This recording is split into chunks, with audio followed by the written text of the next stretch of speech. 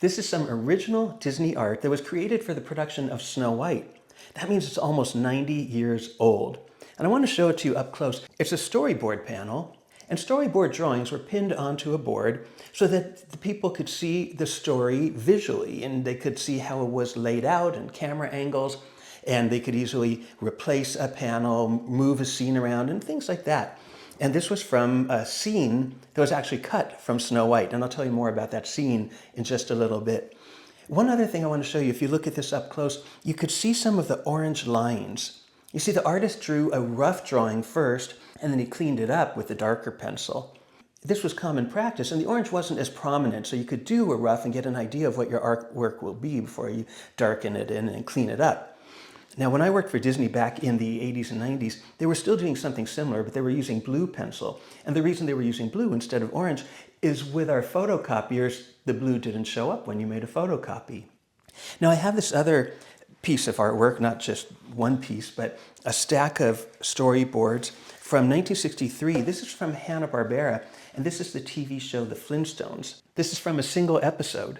I took this out just to show you the difference between the two. When you look at this, you can see that this one is very loose and rough. Hanna Barbera didn't have the same luxury that Disney had to put so much detail into their art because they were doing a weekly television show, but you wouldn't have this storyboard were it not for Disney. Another thing, for example, on this page, at the bottom you could see there were some panels that were just crossed out. But in the original version of storyboards, which were actually pinned onto a board, you could just unpin it and take the panel right off. But I just wanted to show you the difference between the two styles of animation and how this is so rough. And I'm not saying it's bad, it got the job done, but you could see the level of detail that Walt Disney demanded. They really made Snow White shine. And also, I have another video I did with a couple other storyboard panels from Snow White that I hope you'll watch. And if you love Disney, please subscribe to my channel. And I don't just do animation, but I tell some of the history of Disneyland as well. Now, like I said, this scene was cut from the movie. A number of scenes were cut from Snow White. It's just kind of the way they went.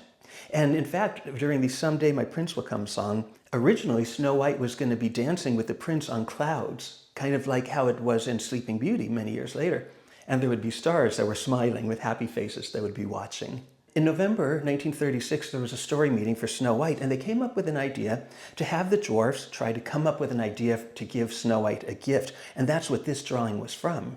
In that story meeting, they called this the lodge meeting, and at the end, a very sleepy, suggested appropriately, what about a bed? So the scene after that showed the dwarfs building a bed for Snow White, and in that scene, the animals came to warn them that they had seen the old hag and that Snow White was in trouble. They felt that the whole bed building sequence really didn't advance the story. It wasn't really necessary. So instead, they just showed the dwarfs going to work at the mine, and there they were interrupted by the animals. I feel this artwork is so important to show the history of Snow White, and being from a sequence that was cut out in such beautiful detail, I think it really tells a lot about Walt Disney's animation.